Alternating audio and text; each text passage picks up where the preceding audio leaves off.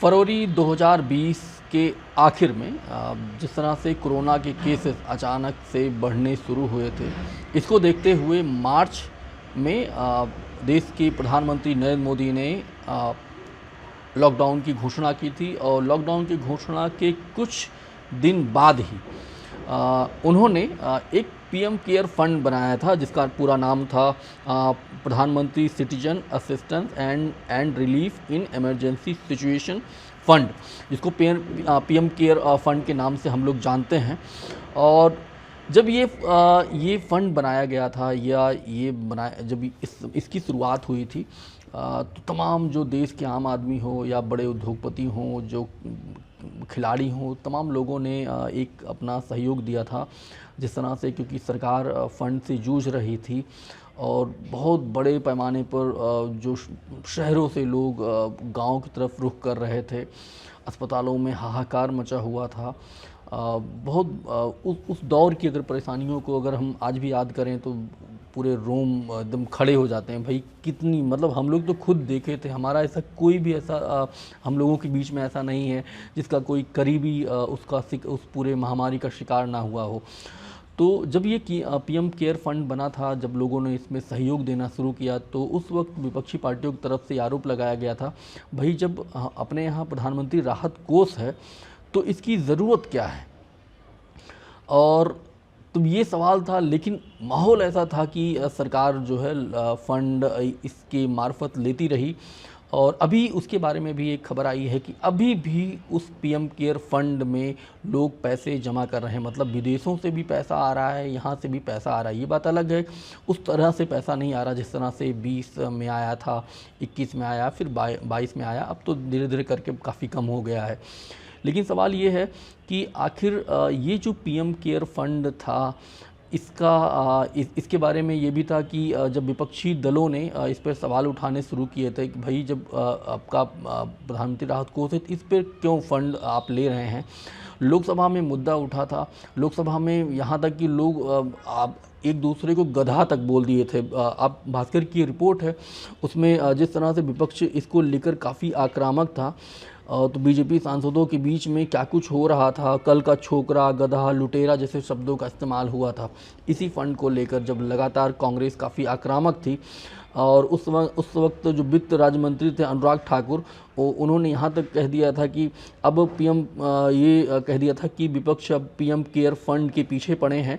नेहरू ने प्रधानमंत्री राष्ट्रीय आपदा कोष तो बनाया, लेकिन इसे रजिस्टर नहीं कराया। पूरा का पूरा फंड नेहरू गांधी परिवार को लाभ पहुँचाने के लिए बनाया गया। इसके बाद तो बहस इतनी बढ़ी कि अनुराग ठाकुर ने कांग्रेस सांसदों को एक परिवार का गुलाम तक बता दिया था। जबकि सच्चाई ये है कि जब ये फंड जो है प्रधानमंत्री पंडित नेहरू ने बनाया था, उस वक्त तो देश बहुत चीज़ों से जूझ रहा था। मतलब वो शुरुआती दौर था, आज़ादी के बाद का दौर था। बहुत सारे जो विस्थापित लोग थे उनको मदद करनी थी और उस समय ये व्यवस्था की गई थी। उस समय जो कांग्रेस के जो अध्यक्ष थे उनको भी इसमें शामिल किया गया था। लेकिन 1985 आते आते ये सारी चीज़ें हटा दी गई। इसको जो है, इस पूरे को ये जो फंड था जो नेहरू ने बनाया था, इसको प्रधानमंत्री से ऑफिस से जोड़ दिया गया था। तो अनुराग ठाकुर ने, जो वित्त राज्य मंत्री थे उस समय, ये कहकर उसका बचाव किया था। बाद में इस पूरे मसले को लेकर आरटीआई भी हुई थी, तो आरटीआई ने बड़ी अति संवेदनशील जानकारी है ये, इसको साझा नहीं किया जा सकता। यहाँ तक कि सुप्रीम कोर्ट तक मामला चला गया था, उन्होंने भी कोई कार्रवाई नहीं की थी। सवाल अभी जो उठ रहा है कि अभी भी जो फंड आ रहा है, आखिर सरकार अभी भी छुपा क्यों रही है। अभी भी किसी को कोई जानकारी नहीं है कि भाई इस फंड का हो क्या रहा है। शुरुआती दौर में जब इसके ऑडिट को लेकर सवाल हुआ था कि भाई इसका ऑडिट कौन करेगा, और तब सरकार के ऊपर जब दबाव बढ़ने लगा और तब उन्होंने एक ऑडिटर नियुक्त किया। अब साल भर साल सिर्फ इतना पैसा बताया जाता है कि ऑडिट रिपोर्ट आती है, इतना पैसा आया है यहाँ से, इतना विदेश से आया है, इतना खर्चा हुआ है। कौन पैसा दे रहा है, कोई जानकारी किसी के पास नहीं है। अब मैं बात करूँ कि भाई इतना फंड जो आया है वो कितना, मतलब है, इसमें विदेशी योगदान कितना है।